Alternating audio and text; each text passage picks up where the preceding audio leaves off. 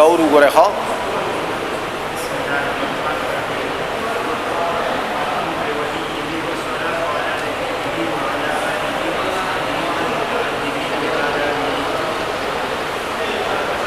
اچھا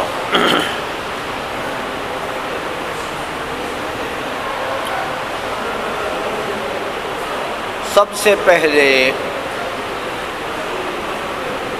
اللہ جل مجدہ کا حق ہوتا ہے انسان کے اوپر کہ اللہ جل مجدہ تمام نعمتوں کا معطی ہے حقیقتاً.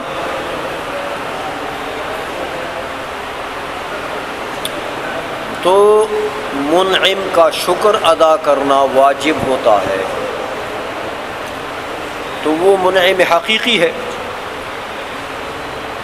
اس لیے علامہ جامی رحمۃ اللہ علیہ نے سب سے پہلے باری تعالیٰ کا حمد کیا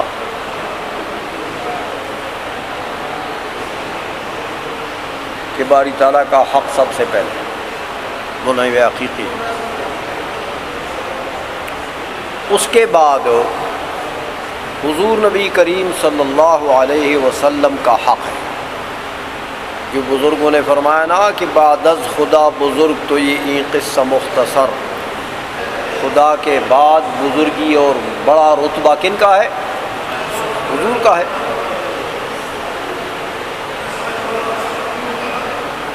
تو حضور جو ہے وہ واسطہ فی النعم ہے.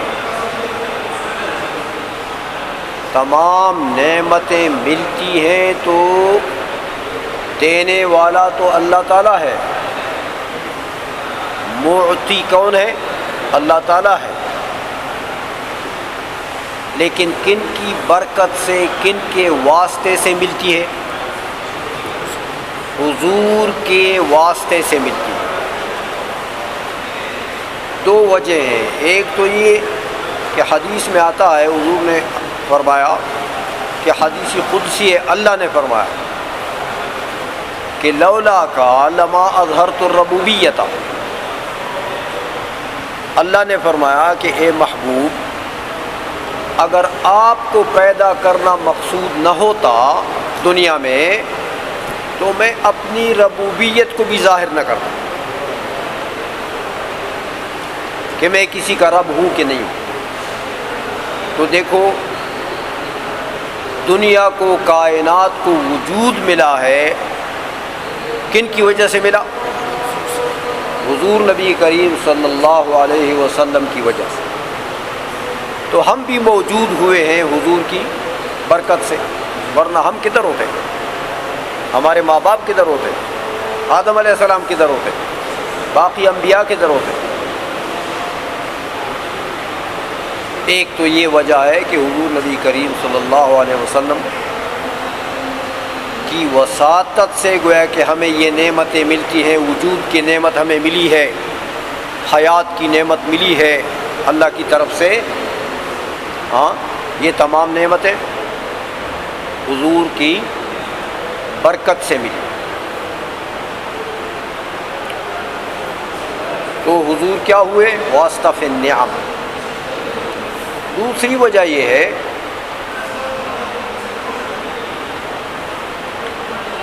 کہ حضور نے فرمایا کہ جو نعمتیں تمہیں ملتی ہیں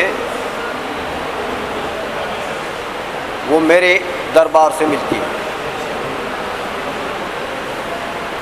حضور نے فرمایا انما انا قاسم واللہ یعطی. بات یہی ہے کہ میں تقسیم کرنے والا ہوں نعمتوں کا، اور اللہ عطا فرمانے والا ہے. معطی اللہ ہے، تقسیم کرنے والے کون ہیں؟ حضور صلی اللہ علیہ وسلم ہے. دیکھو بھائی، کسی کو بچوں کی نعمت ملتی ہے، حضور کے دربار سے ملتی ہے. حضور تقسیم کرتے ہیں. کسی کو صحت کی نعمت ملتی ہے، حضور کے دربار سے ملتی ہے. کسی کو رزق کی فراوانی ملتی ہے، حضور کے دربار سے ملتی ہے. جو بھی نعمتیں ہیں، انما انا قاسم واللہ یعطی. اللہ عطا کرنے والا ہے نا. تو اللہ جس چیز کا عطا کرنے والا ہے، حضور اسی کے تقسیم کرنے والے.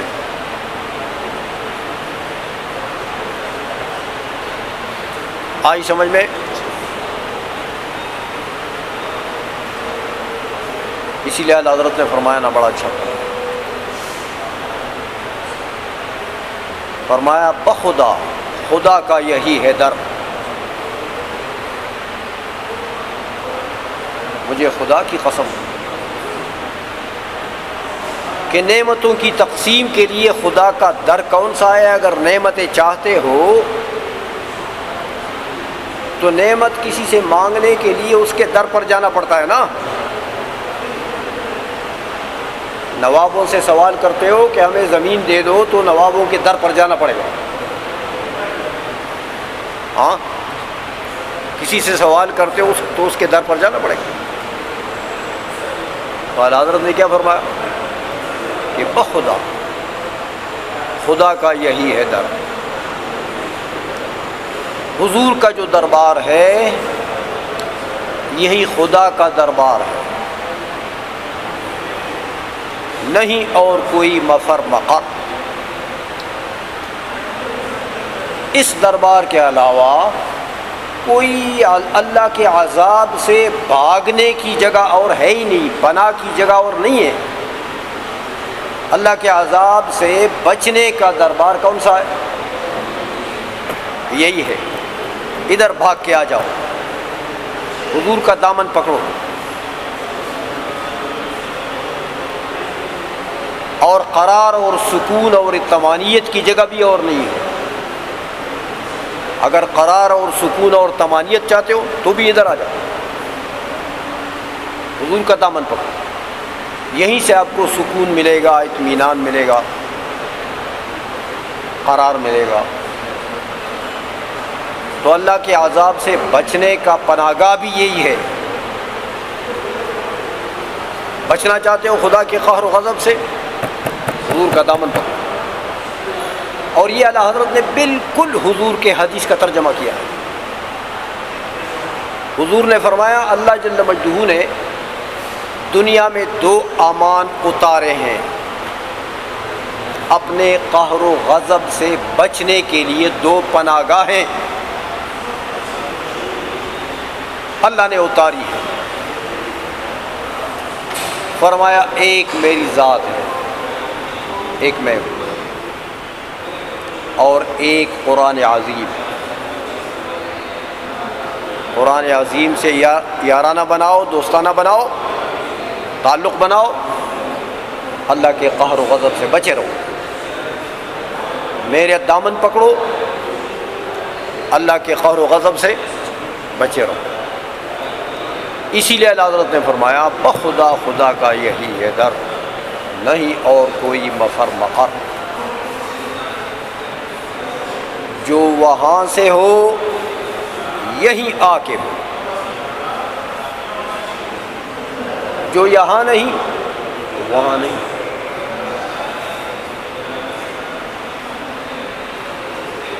جو وہاں سے ہو یہیں آ کے ہو. جو تمہاری قسمت میں کوئی نعمت اللہ نے لکھی ہے اور اللہ دینا چاہتا ہے تجھے تو یہیں آ کے ہو، یہیں سے ملے گی. تقسیم کرنے والے تو حضور ہے نا، یہیں آ کے ہو.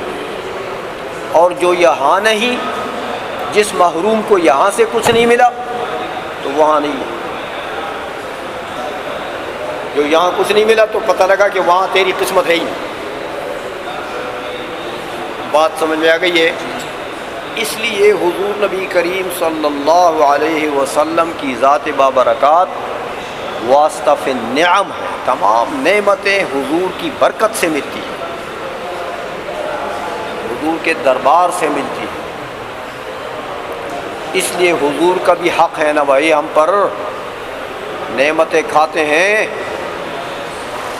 نعمتیں بانٹتا جس سمت وہ دی شان کی.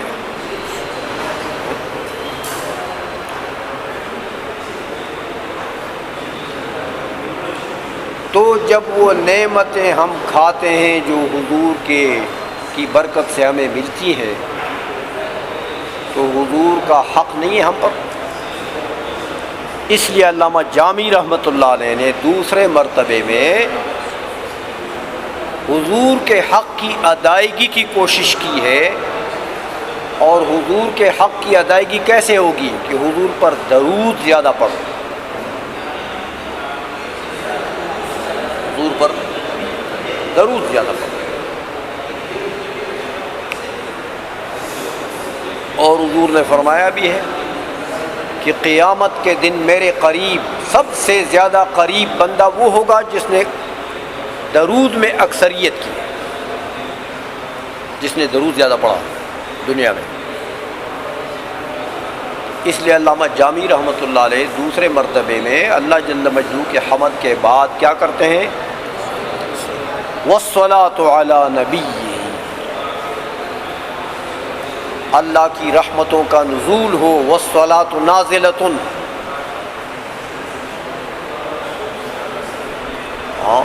اللہ کی رحمتوں کا نزول ہو کن پر؟ علی نبی، اللہ کے نبی پر. اتنی بات سمجھ آ گئی ہے؟ اچھا، یہ تو وجہ تھی صلاۃ لانے کی. میں نے آپ کو بتا دی ہے کہ صلاۃ کیوں لائے علامہ جامی، یہ وجہ ہے کہ حضور کا حق ہے ہم پر. علامہ جامی پر بھی حق تھا، وہ حق پورا کرنے کے لیے صلاۃ لی. حمد بھی اسی لیے جائے، اللہ جل مجدہ کا حق سب سے مقدم ہے. اللہ کی شان کے مناسب حمد کرنا یہ اللہ جل مجدہ کا حق ہے. حضور کے اوپر درود پڑھنا یہ حضور کا حق ہے. سمجھ میں آ رہی یہ بات ہو؟ اب یہ بات ہے کہ والصلاۃ علی نبی یہ ہی کی ضمیر کے اوپر اعتراض کیا علماء نے کہ بھئی یہ ہی کی ضمیر کس کی طرف آئے گا؟ پہلے دو چیزوں کا ذکر ہے، ایک حمد کا ذکر ہے، ایک ولی کا ذکر ہے. الحمد لولی یہ کہ جملے میں تو ضمیر یا حمد کی طرف عائد ہوگی یا ولی کی طرف، دو ہی چیزیں. حمد کی طرف راجع کرتے ہو تو بات غلط، کیونکہ اعلیٰ نبی الحمد مطلب ہو جائے گا نا، تو حضور حمد کے نبی ہیں، اللہ کے نبی ہیں. سمجھ میں آ گئی ہے؟ تو معنی غلط ہو جاتا ہے. اور اگر ولی کی طرف عائد کرتے ہو تو انتشار ضمائر لازم آ گیا، کیونکہ الحمد لولی ہی ضمیر کس کی طرف آئی تھی؟ حمد کی طرف. تو ادھر تم نے ضمیر راجی کر دی، یہ ضمیر راجی کر دی کس کی طرف؟ ولی کی طرف. پہ انتشار ضمائر نہ ہوا. ایک ضمیر کا مرجع ایک چیز ہے، دوسرے ضمیر کا مرجع دوسری چیز ہے. تو یہ انتشار ضمائر بھی تو کلام میں قبیح چیز ہے، خلاف فصاحت و بلاغت ہے. یہ کلام فصیح میں انتشار ضمائر نہیں ہوا کرتا. تو علامہ جامی تو بڑے فصیح آدمی ہے نا. اس کا جواب یہ ہے کہ ضمیر حمد کی طرف آئے. اب تم کہو گے معنی غلط ہو گیا، ہم کہتے غلط نہیں ہوا.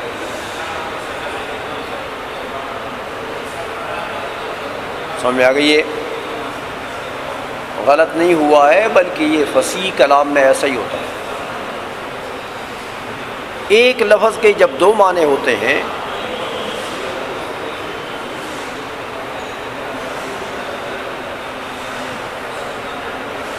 صراحتاً اس لفظ کو ذکر کرو تو ایک معنی مراد ہو، اور اس لفظ کی طرف جب ضمیر عائد کرو تو پھر دوسرا معنی مراد ہو. یہ علم بلاغت یعنی علم بدیع کا قانون ہے، استخدام کہتے ہیں. سمجھ میں آ گئی ہے کہ لفظ کے جب دو تین معنی ہوتے ہیں، کئی معنی ہوتے ہیں، تو عرب ایسا کرتے ہیں کہ جب صراحتاً اس لفظ کو ذکر کرتے ہیں ایک معنی مراد لیتے ہیں، جب اس کی طرف ضمیر عائد کرتے ہیں پھر دوسرا معنی مراد لیتے ہیں. تو حمد کے بھی یہاں دو معنی ہیں بھائی. ایک حمد کا اپنا معنی مصدری اور ایک حمد مبنی للمفعول، مصدر مبنی للمفعول بمعنی محمود، یہ دو معنی آتے ہیں۔ تو جب صراحتاً الحمد لولیہ، صراحتاً حمد کا ذکر کیا، وہاں پہلا معنی مراد ہے، کون سا معنی؟ مصدری معنی۔ اور جب والصلاۃ علی نبیہ ضمیر عائد کر دی اس کی طرف، تو پھر کون سا معنی مراد ہے؟ محمود والا معنی۔ تو والصلاۃ علی نبی المحمود، تو محمود تو اللہ کے ناموں میں سے ہے نا، سمجھ میں آ گئی ہے؟ تو اس لیے انتشار ضمائر لازم آ گیا۔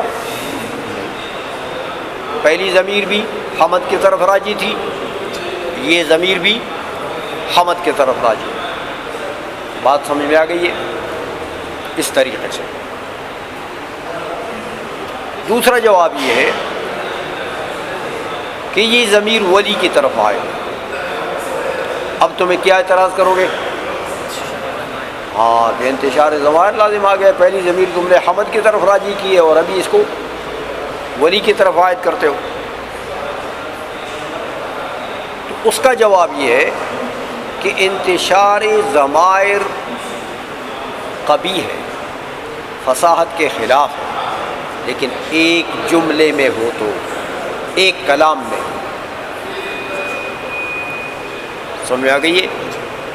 ایک کلام میں، ایک جملے میں اگر دو تین ضمیروں کا ذکر ہے اور ان ضمیروں میں سے ایک کا مرجع ایک چیز ہے، دوسرے کا دوسرا ہے، تیسرے کا تیسرا ہے، چوتھے کا چوتھا ہے، تو یہ پھر مخل بالفہم ہوتا ہے، معنی سمجھ میں نہیں آتا۔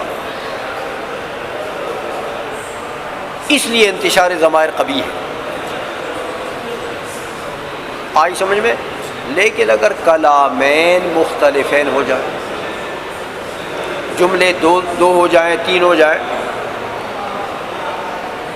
تو وہاں ضمائر کے مرجع جو ہیں وہ علیحدہ علیحدہ ہو جائے تو پھر اس مخل بالفہم نہیں ہے۔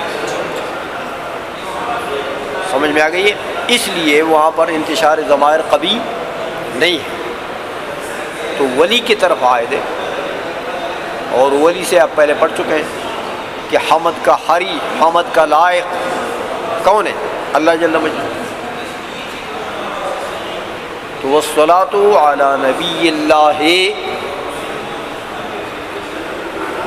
رحمت نازل ہو اللہ کے نبی پر۔ اعتراض ایک اور ہوتا ہے کہ نبی کا لفظ بول گئے، حالانکہ نبی کا مرتبہ رسول کے مرتبے سے نیچے ہوتا ہے۔ رسول انسان بعثہ اللہ تعالی الی الخلق لتبلیغ الاحکام ومعہ شریعت متجددہ، کہ رسول کے لیے شریعت متجددہ کا ہونا ضروری ہے، یعنی صاحب شریعت ہوا کرتا ہے رسول۔ نبی جو ہے اس کے لیے شریعت متجددہ کا ہونا ضرور نہیں ہے۔ جیسے حضرت یوشع ابن نون تھے، حضرت موسیٰ علیہ السلام کی شریعت پر وہ تورات کو وہ چلاتے تھے۔ بہت سے انبیاء بنی اسرائیل جو ہیں وہ تورات کو موسیٰ علیہ السلام کے بعد عیسیٰ علیہ السلام تک، عیسیٰ علیہ السلام کے علاوہ بنی اسرائیل کے جتنے انبیاء آئے ہیں موسیٰ علیہ السلام کے بعد، وہ سب تورات کی تبلیغ کرتے رہے۔ تو وہ نبی تھے، رسول نہیں تھے۔ سمجھ میں آ گئی ہے؟ رسول موسیٰ علیہ السلام، تو نبی کا رتبہ رسول سے کم ہوتا ہے۔ تو یہاں حضور نبی کریم صلی اللہ علیہ وسلم تو رسول ہیں نا بھائی، صاحب شریعت ہے، صاحب کتاب ہے۔ آئی سمجھ میں؟ تو یہاں رسول کا لفظ بولنا چاہیے تھا کہ جو اعلیٰ رتبے کا لفظ ہے اس پر دلالت کرانا چاہیے تھا۔ تو علامہ جامی نے یہاں پر نبی کا لفظ بول دیا۔ رسول کے بجائے؟ اس کا جواب یہ ہے کہ اصل بات یہ کہ علامہ جامی رحمۃ اللہ علیہ نے، چونکہ یہ مقام صلاۃ ہے، صلاۃ کہہ رہے ہیں نا، صلاۃ علی نبی، تو قرآن میں صلاۃ کی آیت جو ہے وہاں نبی کا ذکر ہے کہ رسول کا ذکر ہے؟ ہاں، آیت صلاۃ جو ہے، آیت درود جو ہے، وہاں نبی کا لفظ ہے، اور یہاں یہ صلاۃ بول رہے ہیں۔ تو قرآن کی پوری اتباع اس وقت ہوگی جب کہ نبی کا لفظ یہاں بولا جائے۔ سمجھ آ گئی ہے؟ اس لیے علامہ جامی رحمۃ اللہ علیہ نے قرآن کی پوری اتباع کرنے کے لیے لفظ کو نہیں بدلا، اگرچہ رسول کا لفظ اعلیٰ رتبے کا ہے، یہ رتبے کا کم ہے، لیکن یہ مقام صلاۃ ہے، اور علامہ جامی عمل کرنا چاہتے ہیں اس آیت کے اوپر کہ ان اللہ و ملائکتہ یصلون علی النبی، علی الرسول نہیں کہا، تو اس آیت پر عمل کرنا چاہتے ہیں، اور اس آیت پر پورا عمل کب ہوگا؟ جب کہ نبی کا لفظ بولا جائے۔ سمجھ میں آئیے؟ اس لیے رسول کے لفظ کو چھوڑ کر علامہ جامی نے نبی کے لفظ کو اختیار کیا۔ نبی جو ہے اس کا مادہ یا نبأ ہے، محموز اللام، نبأ، نبأ بمانا خبر، نبأ بمانا خبر، نبی فعیل کا وزن ہے، صفت مشبہ کا صیغہ ہے اس سے، یعنی خبر دینے والا، خبر دینے والا۔ تو نبی بھی اپنی امت کو خبر دیتا ہے نا، کس چیز کی خبر دیتا ہے؟ کہ اللہ ہے، ایک ہے۔ کسی نے اللہ کو دیکھا؟ رسول نے دیکھا، تو وہ خبر دے رہا ہے دوسروں کو، اندیکھے جنہوں نے نہیں دیکھا، دیکھنے والا ان کو خبر دے رہا، اللہ ہے، ایک ہے، عالم ہے، حی ہے، قیوم ہے، ہاں، مرید اور شائی ہے، متکلم ہے، وغیرہ وغیرہ صفات باری تعالیٰ کے بیان، یہ سب خبر دے رہا۔ تو یہ بتاؤ کہ یہ تمام اخبار غیب کے ہیں کہ شہادت کے ہیں؟ اللہ ہے، یہ غیب کی خبر ہے، اللہ ایک ہے، یہ کیا ہے؟ غیب کی خبر ہے۔ اللہ عالم ہے، غیب کی خبر ہے، ہمیں کیا پتہ؟ ہم نے کوئی دیکھا تو نہیں۔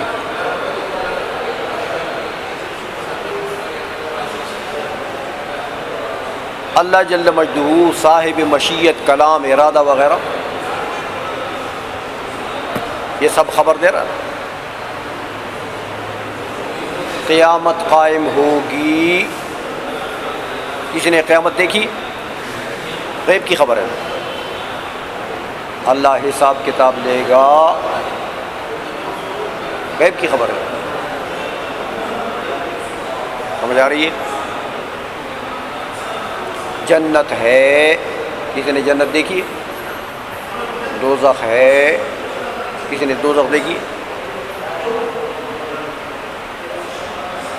حفیرہ تم نے دیکھی؟ پیر لوگ کشف و کرامت والے ہوتے ہیں نا، سمجھ آ گئی ہے؟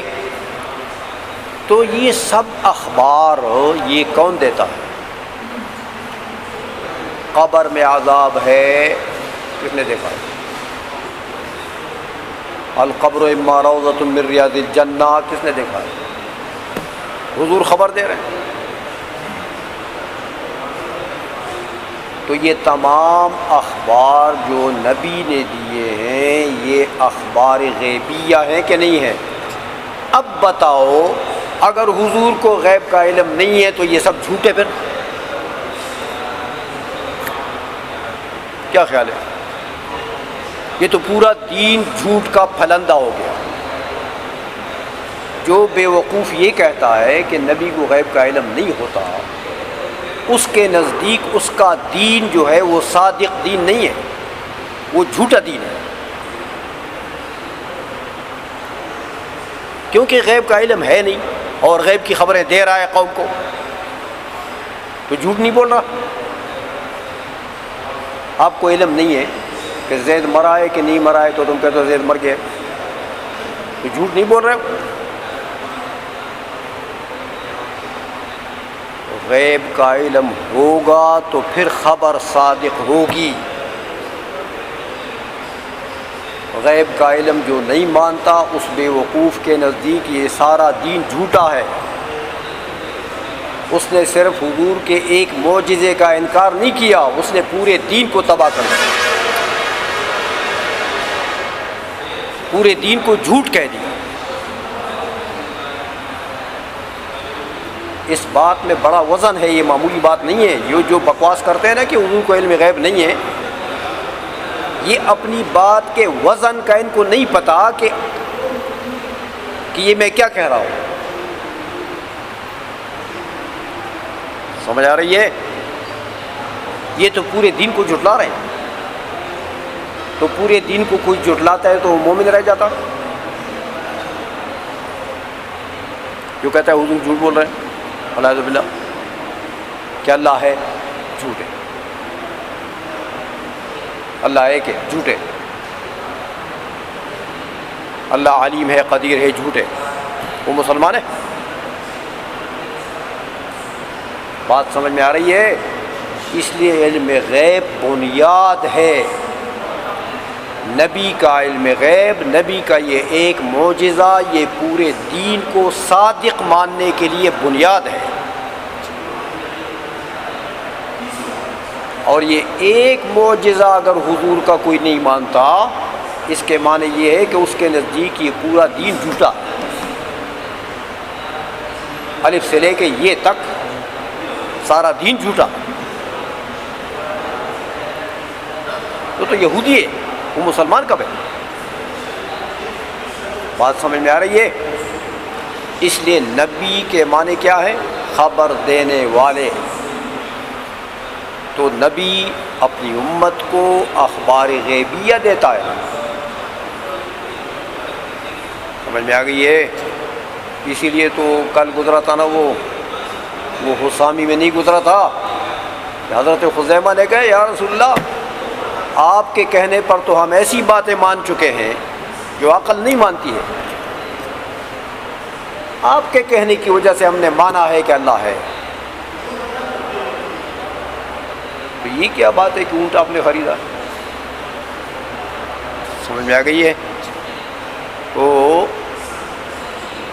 حضور کو صادق مانیں گے تو حضور صادق کب ہوں گے؟ کہ آپ کو ان امور غیبیہ کا علم ہوگا۔ سمجھ میں آ گئی ہے؟ اور اگر غیب کا علم نہیں مانتا کوئی حضور کے لیے تو اس نے تو سارے دین کو جھوٹا مان لیا۔